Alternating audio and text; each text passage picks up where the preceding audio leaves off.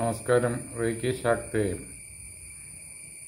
ധ്യാനത്തിൻ്റെ ഒരു പുതിയ മേഖലയിലേക്കാണ് ഇന്നത്തെ പഠനം മുന്നോട്ട് പോകുന്നത്. അതായത് ആന്തരിക മണ്ഡലം, നമ്മളുടെ ഉള്ളിലുള്ള ഇന്നർ വിഷൻ ഡെവലപ്മെൻറ്റിനെ കുറിച്ചുള്ള ഒരു പഠനശാഖയാണ് നമ്മൾ കൈകാര്യം ചെയ്യുന്നത്.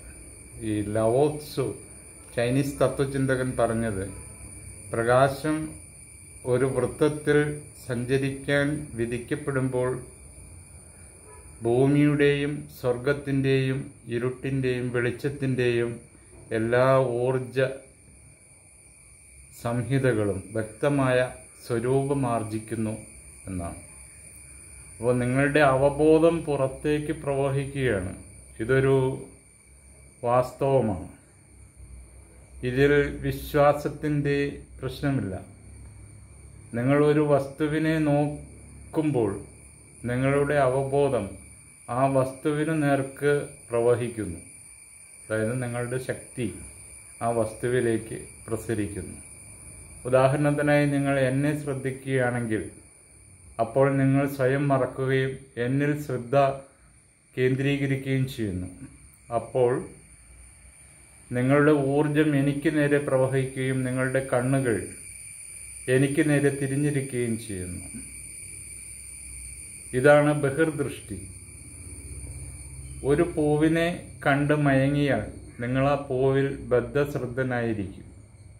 നിങ്ങൾക്ക് സ്വയംബോധം നഷ്ടപ്പെടുകയും ആ പൂവിൻ്റെ സൗന്ദര്യത്തിൽ മാത്രം ദത്താവധനാവുകയും ചെയ്യും. ഇത്രയും നമുക്കറിയാം. ഓരോ നിമിഷവും ഇത് സംഭവിക്കുന്നുണ്ട്.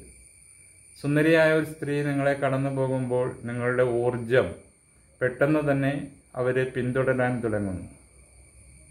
പ്രകാശത്തിൻ്റെ ഈ ബഹിർശ്രവണം നമുക്ക് പരിചിതമാണ്. എന്നാൽ ഇത് വാസ്തവത്തിൻ്റെ പകുതി മാത്രമേ ആകുന്നുള്ളൂ.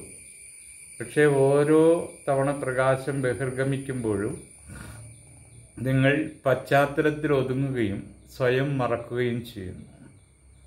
നിങ്ങൾ ഒരേ സമയം വിഷയവും വിഷയും ആകേണ്ടതായി ഈ പ്രകാശത്തിന് തിരിച്ചും പ്രവഹിക്കേണ്ടിയിരിക്കുന്നു. ഒരേ സമയത്ത് ഇത് രണ്ടുമായാലേ നിങ്ങൾക്ക് സ്വയം കാണാൻ കഴിയും.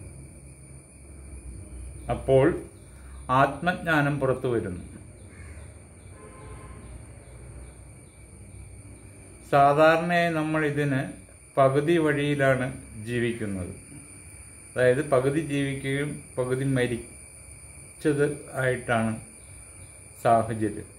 പിന്നെ പതുക്കെ പതുക്കെ വെളിച്ചം പുറത്തേക്ക് പ്രവഹിച്ചു കൊണ്ടിരിക്കുകയും തിരിച്ചു വരാതാവുകയും ചെയ്യും. നിങ്ങൾ കൂടുതലായി അകത്ത് പൊള്ളയായിത്തീരുന്നു. അങ്ങനെ നിങ്ങളൊരു തമോഗർത്തമായിത്തീരുന്നു.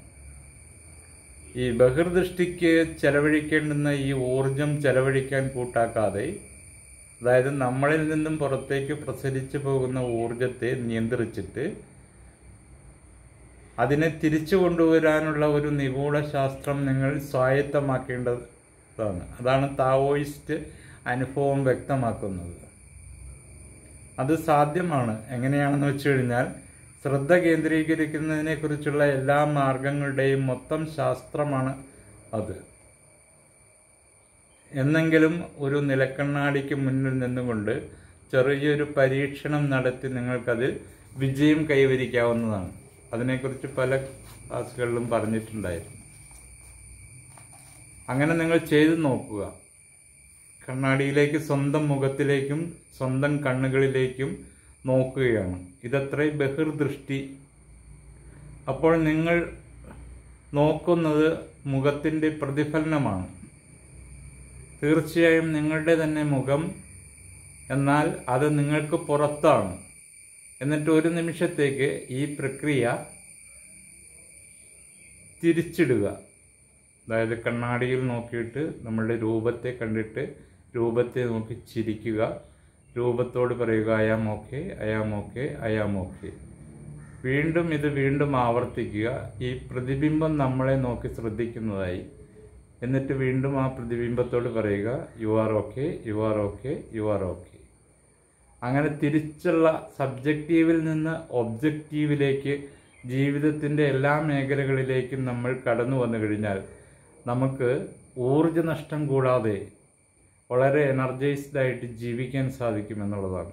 അപ്പോൾ നിങ്ങൾ പ്രതിബിംബത്തെ നോക്കുന്നു എന്നല്ല, പ്രതിബിംബം നിങ്ങളെ നോക്കുന്നുവെന്ന് അപ്പോൾ നിങ്ങൾ വളരെ വിചിത്രമായ ഒരു അവസ്ഥയിലായിരിക്കും.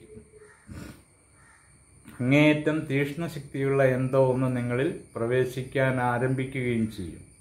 മുമ്പൊരിക്കലും ഇതറിഞ്ഞിട്ടില്ലാത്തതുകൊണ്ട് നിങ്ങൾ ഭീതിയോടുകൂടിയായിരിക്കും ഒരുപക്ഷെ ആദ്യം ഇതിനെ പ്രതീക്ഷിക്കുന്നത്. ഇപ്പോൾ ഊർജത്തിൻ്റെ പൂർണ്ണമായ മേഖല നിങ്ങൾ കണ്ടിട്ടില്ല എന്നുള്ളതാണ് അത് അർത്ഥവത്താക്കുന്നത്. അപ്പോൾ ഒരു വൃത്ത രൂപീകരണത്തിലൂടെ തന്നെ നമ്മളിൽ നിന്നും പുറത്തേക്ക് വമിക്കപ്പെടുന്ന പ്രകാശത്തെ ഒരു വൃത്ത രൂപീകരണത്തിലൂടെ നമ്മളിലേക്ക് തന്നെ ആ വസ്തുക്കളിൽ നിന്നുള്ള ഊർജം, പ്രകാശം, റേഡിയേഷൻ, റിഫ്ലക്ഷൻസ് നാം സ്വാംശീകരിച്ചു കഴിഞ്ഞിട്ടുണ്ടെങ്കിൽ നമുക്ക് മോർ എനർജൈസ്ഡ് ആയിട്ട് ഒരു ദിവസം മുഴുവൻ എനർജൈസ്ഡ് ആയിട്ട് ജീവിക്കാൻ സാധിക്കുമെന്നാണ്. ഈ താവോയിസ്റ്റ് ഗ്രന്ഥങ്ങളിലെല്ലാം ഇത് പറഞ്ഞിട്ടില്ലെങ്കിലും ആർക്കും വളരെ എളുപ്പം ചെയ്യാവുന്ന ഒരു പരീക്ഷണമാണിത്. ഈ കുളിമുറിയിലെ നിലക്കണ്ണാടിക്ക് മുന്നിൽ വെറുതെ നിന്നുകൊണ്ട് ആദ്യം നിങ്ങളുടെ പ്രതിബിംബത്തെ നോക്കുക. നിങ്ങളാണ് നോക്കുന്നത്. ആദ്യം പ്രതിബിംബം നോട്ടത്തിന് വിഷയവും പിന്നീട് കാര്യം മാറ്റുക എന്നുള്ളതാണ് ചെയ്യേണ്ടത്. നേരെ തിരിച്ചിടുക. നിങ്ങളാണ് യഥാർത്ഥത്തിൽ പ്രതിഫലനമെന്നും പ്രതിബിംബം നിങ്ങളെ നോക്കുകയാണെന്നും അനുഭവിക്കുവാൻ തുടങ്ങുക. പെട്ടെന്ന് തന്നെ വലിയൊരു മാറ്റം സംഭവിക്കുന്നതും ഒരു വലിയൊരു ഊർജം നിങ്ങൾക്ക് നേരെ നീങ്ങുന്നതും അറിയുക. അങ്ങനെ ഒരു പ്രാക്ടീസ് ചെയ്തതിന് ശേഷം നിങ്ങളൊരു പൂവിൽ ഒരു മഞ്ഞുതുള്ളി ഇട്ടിരിക്കുന്നത് സങ്കല്പിക്കുക. ആ മഞ്ഞുതുള്ളിയിൽ സൂര്യൻ്റെ കിരണങ്ങൾ വന്നു പതിയുമ്പോൾ അതിൽ നിന്ന് റെയിൻബോ പ്രവാഹം നമ്മളിലേക്ക് തിരിച്ച് ഒഴുകി വരുന്നതായിട്ട് സങ്കല്പിക്കുക. അപ്പോൾ നിങ്ങൾക്ക് നിങ്ങളുടെ ശരീരം പ്രകാശമയമാകും. റെയിൻബോ നിങ്ങളെ കഴുകി തുടച്ച് വൃത്തിയാക്കുന്നതായിട്ട് നിങ്ങൾക്ക് അനുഭവപ്പെടും. ഇപ്പം മുൻപ് അറിഞ്ഞിട്ടില്ലാത്തത് കൊണ്ടും ചെയ്തിട്ടില്ലാത്തത് കൊണ്ടും തുടക്കത്തിൽ ഇത് ഒരു ഭയാനകമായിട്ട് തോന്നിയേക്കാം. പ്രത്യക്ഷത്തിൽ ഭ്രാന്തമായൊരു ചെയ്തിയാണിതെന്നും തോന്നാം. നിങ്ങളാകെ ഉലഞ്ഞതും ഉള്ളിലൊരു വിറയലുള്ളത് ആയിട്ടും ലക്ഷ്യബോധം നഷ്ടപ്പെട്ടതുമായിട്ടൊക്കെ നിങ്ങൾക്ക് ആദ്യത്തിൽ ഈ ധ്യാനം ചെയ്യുമ്പോൾ തോന്നിയേക്കാം. അതിനെ മറികടന്നുകൊണ്ട് വീണ്ടും വീണ്ടും ആവർത്തിച്ചിത് ചെയ്തുകൊണ്ടിരിക്കുക എന്നുള്ളതാണ്. ഇത് പൂർത്തിയാക്കി കഴിയുമ്പോൾ കുറച്ച് ദിവസത്തേക്ക് ചെയ്താൽ ദിവസം മുഴുവൻ എന്തുമാത്രം ഊർജമാണ്, എത്രമാത്രം ചൈതന്യമാണ് നമ്മളിൽ നിറയുന്നത് എന്ന് നമുക്കത് ബോധ്യമാകും. അപ്പോൾ ഇതൊരു പരീക്ഷണം മാത്രമായിട്ടാണ് ചെയ്യേണ്ടത്. അപ്പോൾ പൂവിൻ്റെ മുട്ടിൽ നോക്കുമ്പോൾ മുട്ടിൽ മഞ്ഞുതുള്ളി ഇറ്റിരിക്കുന്നത് വിഷ്വലൈസ് ചെയ്യുക. അതിൽ സൂര്യൻ്റെ കിരണങ്ങൾ പതിയുന്നതായി കാണുക. ആ സൂര്യകിരണം അതിൽ പതിയുമ്പോൾ അതിൽ നിന്ന് റെയിൻബോ പ്രവാഹം നമ്മളിലേക്ക് വരുന്നതായിട്ട് അനുമാനിക്കുക. ആ സമയം നമ്മളിങ്ങനെ ചാൻറ്റ് ചെയ്യുക. ഹേലോ ഹീലോ മാനാ ഹോലോ സേഹേ കി സോഹം. ഹേലോ ഹീലോ മാനാ ഹോലോ സേഹേ കി സോഹം. ഹേലോ ഹീലോ മാനാ ഹോലോ സേഹേ കി സോഹം.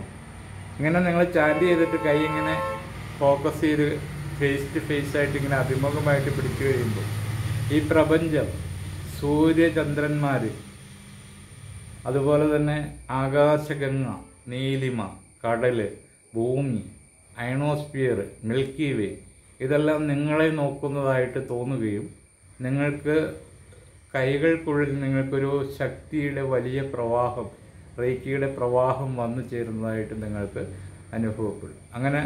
അങ്ങനെ നിങ്ങൾ ശക്തി കയ്യിൽ വന്നു കഴിഞ്ഞാൽ നിങ്ങൾ രോഗിയെ നോക്കുകയോ കൈകൊണ്ടിങ്ങനെ സ്പർശിക്കുകയോ കൈകൊണ്ട് ഇങ്ങനെ കാണിക്കുകയോ ചെയ്തു കഴിഞ്ഞാൽ ആ രോഗിയിൽ ഊർജം അങ്ങോട്ടേക്ക് മൂവ് ആവുകയും രോഗി ഊർജം കൊണ്ട് നിറയുകയും രോഗം സുഖം പ്രാപിക്കുകയും ചെയ്യും എന്നുള്ളതാണ് ഈ ധ്യാന പരിശീലനത്തിൻ്റെ പ്രസക്തി. ഇപ്പം എല്ലാവരും നല്ല രീതിയിൽ നല്ല സമയം നോക്കി ഏത് നിമിഷം വേണമെങ്കിലും ചെയ്യാം.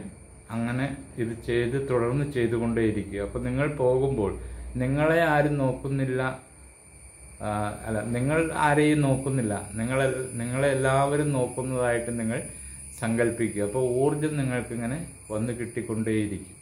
അപ്പോൾ ഒരിക്കലും ഒന്നിൻ്റെ പിന്നാലെ നമ്മൾ പരക്കം പായാതെ സ്വസ്ഥമായി സ്വച്ഛമായി എല്ലാം നമ്മളെ നോക്കിക്കൊണ്ടിരിക്കുന്നു എന്നുള്ള ഒരു പ്രപഞ്ചം മുഴുവൻ നമ്മളെ നോക്കിക്കൊണ്ടിരിക്കുന്നു. ഈ പ്രപഞ്ചത്തിൻ്റെ സുരക്ഷയിൽ, ആ ഒരു കവചത്തിൽ ഞാൻ അധിഷ്ഠിതമാണ്.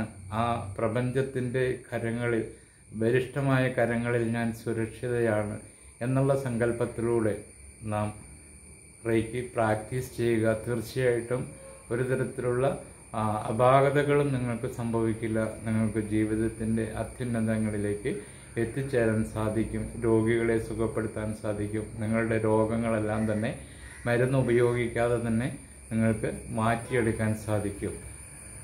അതിനുള്ള അവസരം എല്ലാവർക്കും ഉണ്ടാകട്ടെ എന്ന് ആശംസിച്ചുകൊണ്ട് നിർത്തുന്നു. നന്ദി, നമസ്കാരം. With love light of reiki.